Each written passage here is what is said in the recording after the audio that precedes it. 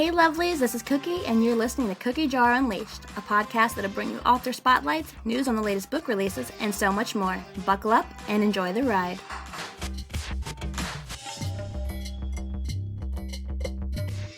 Hey lovelies, welcome back to Cookie Jar Unleashed. I'm your host, Cookie.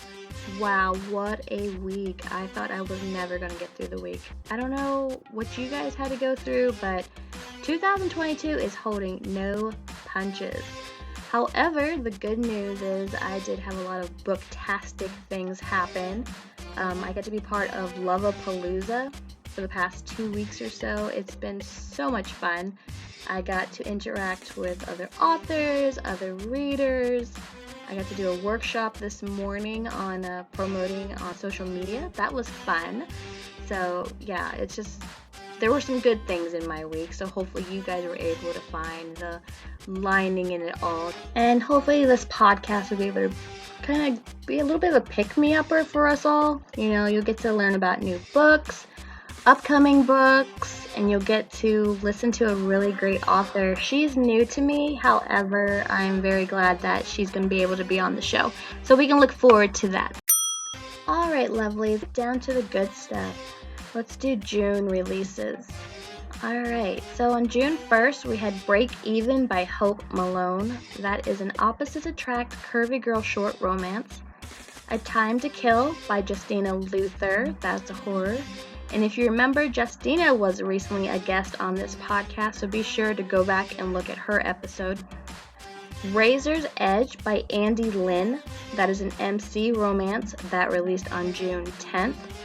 On June 11th, The Hitman's Rose, written by myself under my pen name S.E. Isaac. That is a mafia romance. Sex, Lies, and Techie Guys by Barbara Campbell. That is releasing soon. That releases on June 28th, and that is a steamy contemporary menage romance. Love Like This by Haven Rose. It's a contemporary romance and releases June 30th. Alright, let's take a look at these pre-orders. Coming up in July, we have Vanilla Cupcakes and Twisted Rainbows by Jessie Bond. That comes out July 2nd. The Passion Fruit Flies, Murder on Independence Day by C.K. Timber. That is a cozy mystery, clean paranormal romance fantasy that comes out on July 3rd. Pestilence Cure by Reza Graywood. That is a contemporary romance with power exchange elements that comes out on July 8th. Cordial Cherry on Top by April Lynn Baker. That is an MC fairy tale retelling, and that comes out on July 20th. Also coming out on July 20th is Nerdy Girl, a Dogs and Mercy novella by P.A. Vachon. She also has another book coming out on July 20th, and that one is titled John Thomas. Also in July, we have The Dark Tide by Maria Vermiceglau. That is a YA Magical Academy Merman, and that released on July 26th. And if you haven't already listened to it, Maria was a guest on the podcast, so be sure to go and check out episode 4. Okay, books that have already graced us with their presence. We have A Delicate Proposition by Lane Daniels. That is a serial killer anti-heroine romance. Sold to the Pirate by Fern Fraser. That is an insta-love, possessive man steamy short read. Defending My Heart by Barbara Campbell, a steamy contemporary romance. Rescue Me by Mia Brody, an insta-love short read. Forbidden Muse by Lana Winters. That is a rockstar mafia. Easy Surrender by Nicole Rose. That is a military romance. Creatura by Nellie Cab. That is a YA fantasy.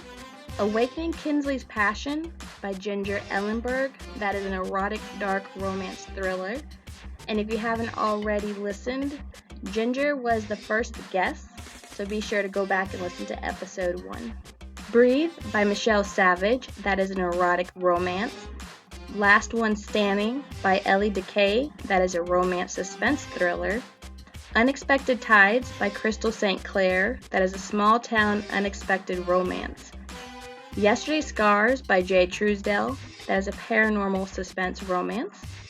Witch's Debt by Edward Rollin. That is a contemporary fantasy. Crave by Crystal Lynn. That is an erotic romance BDSM. Amber's Discovery by Mara J. That is a sci-fi reverse harem romance. The Lost Fae by T.M. Lees. That is a fantasy. The Orphan Train Romances by Laura Stapleton. That is an American Western. Fading Dawn by Jay Truesdell. That is a horror. Whispered Deceit by Ginger Ellenberg. That is a horror, and that comes with trigger warnings. And there you have it, your book spotlight. Okay, lovelies, before we get to our guest author, last episode I mentioned piracy, and the one before that I mentioned reviews. So a lot of authors have reached out to me and have asked what response I have gotten back from listeners. So I'm going to need you guys to comment, to reach out to me on social media, to send a pigeon, whatever you got to do, because us authors are super curious on your thoughts on piracy and your thoughts on reviews. One, for piracy, have you found yourself on the dark web downloading books that shouldn't have been on a website? Then for reviews, do you leave them? And if so, do you go into detail, or are you just like 1 star, 5 star, whatever, and be done with it? Like, us authors want to know. So like I said, be sure to leave a comment on this podcast, or you can reach out to me on social media or any other form that you deem fit. Alright, without further ado, I give you our author guest. Hi everyone, I'm Judith Paolercio, author of romantic suspense novel Pas de Deux, which is the first in a duet. Curtain Call is the sequel. I would like to thank S.C. Isaac for inviting me to join this podcast and giving me a chance to chat with all of you today. I was in the 5th grade when I received my first writing award. I can still remember the excitement I felt when they handed me the prize. It was a dark green Parker pen. I continued to write past the 5th grade, but found another passion equal to that. It was ballet. I studied dance, though not professionally, and was taught by professional dancers from the New York City Ballet. Many years later, it would be where the heart of my novel Pas de Deux and the sequel Curtain Call was drawn from. I was also fortunate to be one of 2 staff writers for the Ian Somerhalder Foundation. On the website, you can find many stories I've written for their Emergency Medical Grants program. Thousands of animals, from pelicans to pigs, were given a second chance at life because of the generosity of this amazing foundation. I currently live upstate New York, Dutchess County, in a small hamlet of New Hamburg on the Hudson River. My husband and I raised 2 children who are now grown with families of their own. I currently work in New York City for a prominent law firm.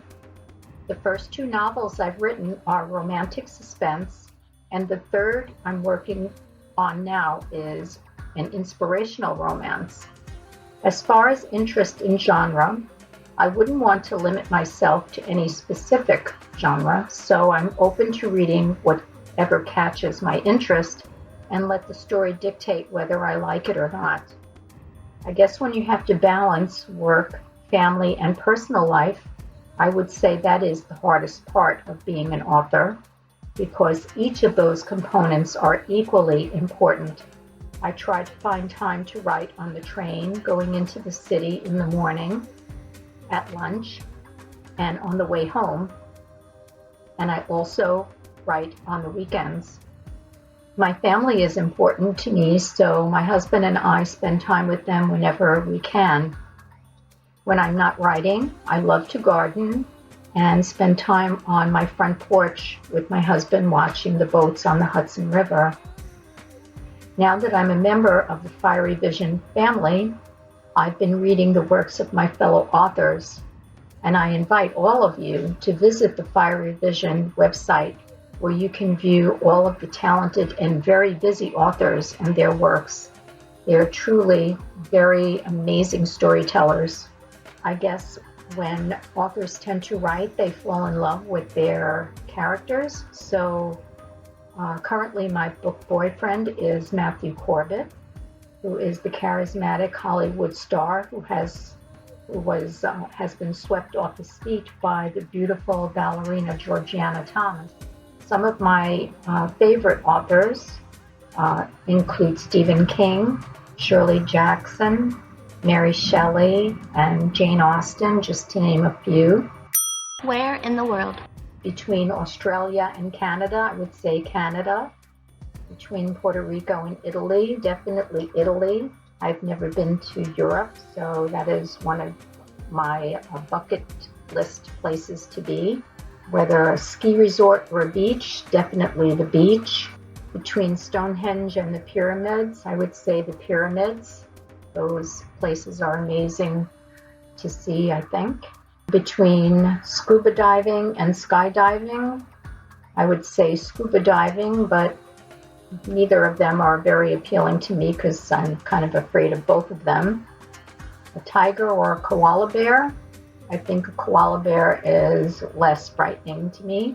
Polar bear or a dolphin? Definitely a dolphin. Cruise ship or an airplane? I would say cruise ship because I've been wanting to take a cruise for some time now. City life or country life, I think are both equally enticing to me. I love both of them. Between Las Vegas and Paris, definitely Paris. On this podcast, I will talk about my first novel, Pas de Deux, and I would like to introduce you now to the two main characters. Georgiana Thomas is a talented ballerina who has just performed the Nutcracker Pas de Deux with her dance partner Joel Cummings in a New York City theater for their graduation performance from the West End Ballet School. Matthew Corbett is the star of the hit TV show Scrutiny. He's a bit flighty and has been spending too much time in the LA clubs. His agent and publicist send him to New York to attend this event in an attempt to help him redefine his image. The passage I will read takes place after the performance. It's the after party, and Joel spots Matthew in the crowd. Georgiana and Matthew will meet for the first time. You will hear from Georgiana, Matthew, Joel, fellow dancer Marissa Jenkins, interior designer Elijah Denning, and artistic director Stephen Fabrizi. Joel gasped, "Oh God, he's here." Georgiana tugged on his shirt sleeve. "Who?" "Matthew Corbett." "Lord, he's fine. Now I know why Scrutiny is a hit show. He's one hot detective. But if those steamy blues go bloodshot and he grows fangs, he'd make one hell of a vampire. He can cuff me or bite my jugular any time."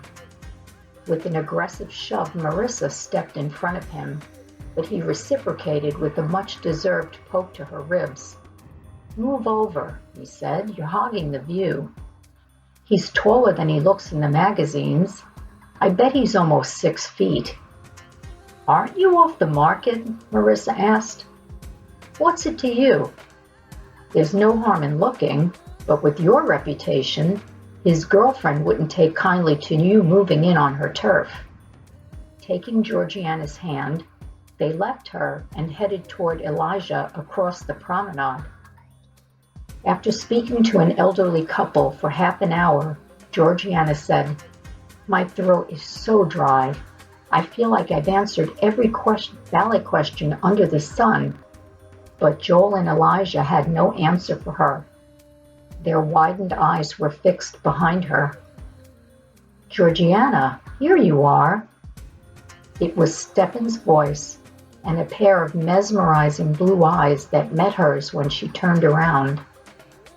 "Matthew Corbett, I'd like to introduce you to Georgiana Thomas and Joel Cummings." Joel's body gently pressed against hers, his fingers carefully reaching around to pinch the back of her thigh. "And this is Elijah Denning," Joel added. "It's a pleasure to meet you all," Matthew said, shaking Joel and Elijah's hands. Georgiana caught Matthew stealing a quick glance in her direction. "Did you enjoy the performances?" she asked. "I did. I've never been to the ballet before." "I hope you don't mind, Mr. Corbett. But I'll take these two gentlemen with me so the two of you can chat, Stepan said, before shepherding the others away. Georgiana's eyes followed the three men as they disappeared into the crowd, but Matthew brought her attention back. I've been waiting patiently to talk to you. Can I get you something to drink? I was just about to get a Pellegrino. Thank you, Mr. Corbett. It's my pleasure. And then his hand touched hers. She felt her fingers responding, exploring his until their hands joined. Unable to pull her eyes from his, she reciprocated his gentle squeeze. With a quick wink, he added, "Call me Matthew." She watched him as he waited at the bar. He seemed relaxed and engaged in conversation, even when a group of women corralled him. Returning with a chilled glass for her and one for himself, his eyes flickered with amusement as she took 4 healthy swallows. "Would you like another glass?" he asked. She felt the heat of embarrassment rising in her cheeks, but Matthew cooled her down with his words. "With all these people here, no wonder you're thirsty. I know what it's like to be badgered by questions. I'll be happy to hold a glass for you for the rest of the evening." "Thank you, Matthew," she replied. "I'd love another glass." "Don't go away, I'll be right back." She smiled when he returned and handed her another glass. "Would you mind if I asked you some questions?" he asked. "It's okay if you say no." "Sure," she replied. "So, Georgiana, that's a beautiful name. Southern?" "I was born in Savannah. My parents are from Georgia." Her eyes followed his glass as he brought it to his lips, but his questions kept her focused. "Does everyone call you Georgiana, or do you have a nickname?" "What do you mean? Do you think I need a nickname?" "Don't get me wrong, it's a beautiful name, but..." With a slight tilt of his head and the squint of those blue eyes, he said, "Would you mind if I called you Georgie?" She felt the name enter her heart, and it made her smile. "I like it," she replied. "I do too. You know, I think we should start over." Offering his hand again, he said, "I'm Matthew." Without thinking, she gave his hand a slight squeeze. "I'm Georgie." A sparkle of delight danced in his eyes. "It's nice to meet you, Georgie." I hope you enjoyed the passage I've just read to you today, which introduced Georgiana and Matthew for the first time. I'd like to thank Essie Isaac again for this opportunity and being able to chat with you. And I hope she invites me back again to read to you from my future works. Thanks again, everyone, and take care. Bye. Judith is such a sweetheart, so of course, she is always welcome back here at Cookie Jar Unleashed. Alright, lovelies, unfortunately, it is that time again. Time to close the lid on the cookie jar. But fear not, because more episodes are in the making. So hit the subscribe button, and I'll see you soon. Hugs and kisses, Cookie.